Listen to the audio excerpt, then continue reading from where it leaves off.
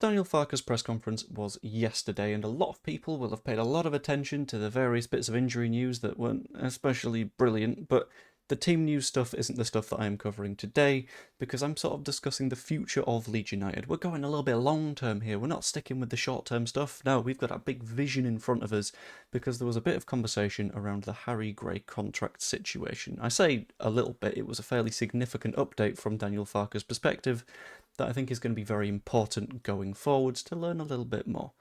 So, we're going to talk about what he said about the Harry Gray contract situation and what the future of the club is perceived to be, and why I think that we're sort of understanding that wrong at the minute. So, first, I'm going to start with the specifics on the Gray deal, and before all of that, I'm going to start with what was discussed last week, which was the pre-Burnley press conference where everyone was like, cool, Harry Gray is 17 years of age, he's going to sign a professional contract right now. And Daniel Farke's response was, no, he's not going to sign a professional contract right now. We will announce it when it is ready to be announced, effectively. Because he doesn't like commenting on stuff that isn't complete yet, and that is completely fine. I've got no issues with that in the slightest. The internet didn't like it, but at the end of the day, that didn't matter.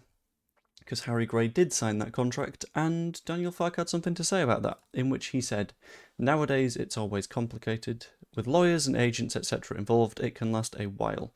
But this was relatively straightforward because there was a lot of trust with Gray, the club, the agent, etc. A lot of people will have looked at the Cresswell situation, specifically Charlie Cresswell, and said that that isn't necessarily going to be the case because Charlie Cresswell and Leeds didn't get on too well towards the end, especially with Daniel Farke. Cresswell thought he should have gotten more minutes. He didn't. So having the same representatives isn't necessarily the best sign for those negotiations. However, we need to pay attention to the fact that Alfie Cresswell did sign a previous senior contract, which means that he is also heading in the right direction and staying at Leeds United. But for me, Harry Gray himself signing the contract was not the main point. And it links in quite a lot with something that I was having a conversation with Joe about when we were discussing, well, how were they going to announce this thing? And both I and Joe sort of agreed, we kind of hope that they just do it as they do any youth player signing a contract. Sit him down at the table, have him sign it, quick little bit of an interview or something, don't overly push it. Because the main point here isn't that the future of the football club rests on Harry Gray staying at Leeds United. No.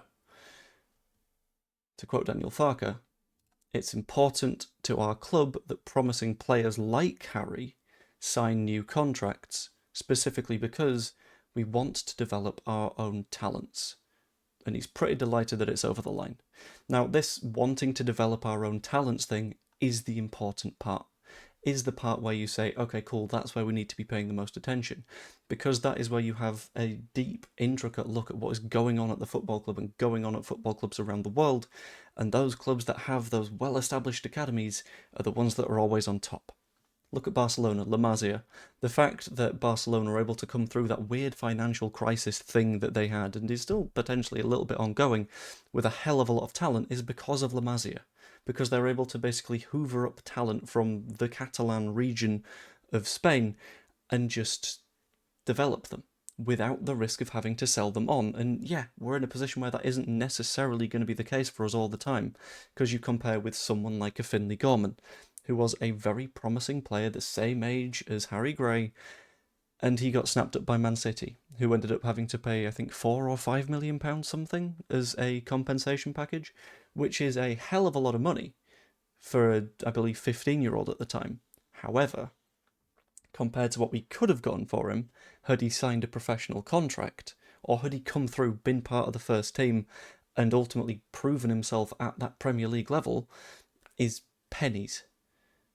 So it's as was mentioned in the 49ers sort of pitch document to new investors, we need to focus on getting talent from the surrounding areas, from West Yorkshire, the best footballers that are available to us, swallow them up, and be in a position where we can effectively just say, okay, cool, you will sign a professional contract here, we will continue to develop you, and when it's time, you will move on or you will find your way into the first team. Because ultimately doing that shows the attraction of the club. And specifically the Harry Gray case does show that attraction of the club, because there were so many rumours linking Harry with Spurs, presumably because of the Archie and Spurs thing, and there was more than just interest from Spurs, just a lot of different Premier League clubs having a look at Harry Gray and going, you know what, that'd be a quite interesting move to make. We know that Archie Gray is good, and there's word that Harry is even better. But we were able to sort of make that attraction show. We were able to sort of stamp our authority on the situation and say, no, he's staying here, we're going to develop him, and it's ultimately going to be beneficial for him for the foreseeable future. And for me, Harry Gray is just the start of this. I've watched a decent amount of the under-21 side this season, and you can join me when I do my watch-alongs, in which we've gotten Harvey Vincent, an incredibly good winger who can play on the left and the right. He's the most ginger person you've ever seen, but that doesn't stop his footballing ability. You've got a player whose name I've forgotten. I'm just going to quickly double-check it. I knew it was Ollie Pickles, as another example, who is someone that is a very, very solid defensive midfielder and is someone that isn't easily broken down and has held his own in the matches against senior sides. Alfie Cresswell, who I mentioned, Jayden Lenu, who is someone that we picked up from Man City's academy and is looking very good as a fullback.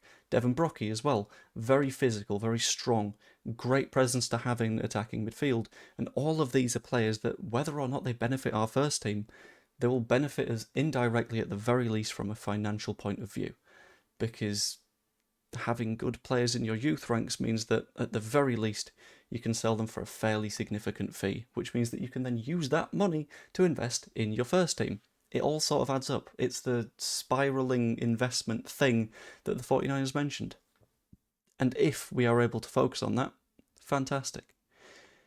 Ultimately, I think Harry Gray isn't the future of Leeds United. He might be. I don't know. I'm not going to make such wild predictions on individual players. But I think the very clear strategy that we've got of youth players, make sure they are on a contract. Once they are on a contract, the sky's the limit. That's the right strategy. Because it means that we are very, very rarely in that position of a player will just leave for nothing. Well, a nominal amount of money, and we'll be left without the strongest possible youth side and ultimately without those players coming through to the senior team. I think we're looking quite good because the sort of Premier League International Cup, we are roundly beating sides. Bilbao was another example where we just look significantly better than them in spite of the fact they had a war criminal on their side. You're going to have to watch the watch along to understand that specific reference. But I'm optimistic, I'm feeling good, and ultimately I think Leeds United are going to end up in a fantastic position just by following this. This wasn't the matchday preview for West Ham, that will come tomorrow morning. In addition to that, tonight I've got a little something lined up. It's going to be the first stream on Football Manager 26 where we see if we can do a better job than Daniel Farker, which I don't know. Personally, I'm not that good at football management, but I will be using you guys as a guide, so have your say. Join me whenever it is out. It might be 6, it might be 8, it might be 4. I don't know. We'll see. But I hope you all enjoyed, and I will see you later this evening for the Football Manager streams. Bosh, and I promise I'll play some youth. Thanks, Brain. I promise I'll play some youth players. Toodaloo.